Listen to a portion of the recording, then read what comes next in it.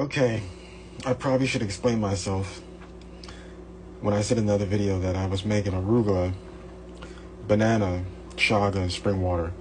Someone on TikTok asked me how it tastes. This tastes like a cake. This tastes like cupcakes.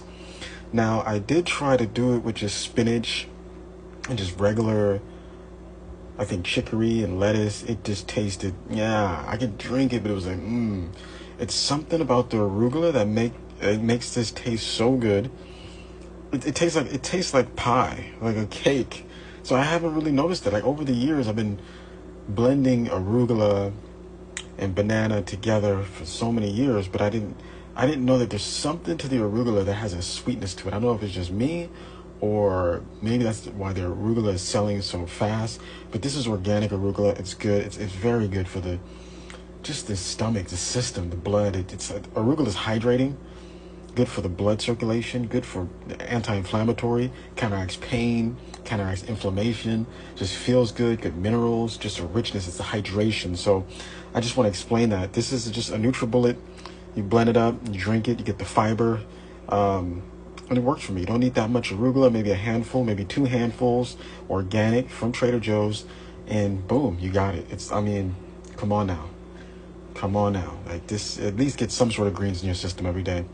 I'll probably upload this video to TikTok and just share. Just share. I've been doing it for so long, it's just time to share. Get these videos out. Bowl of Life Nutrition.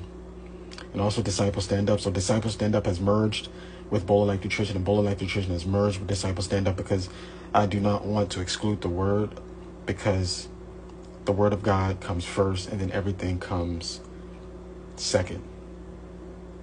Everything comes second. If you exclude the word of God, you will never see what God wants you to see. So it's very important to give God the glory. It's miraculous. It's phenomenal. I mean, the love cannot be stopped.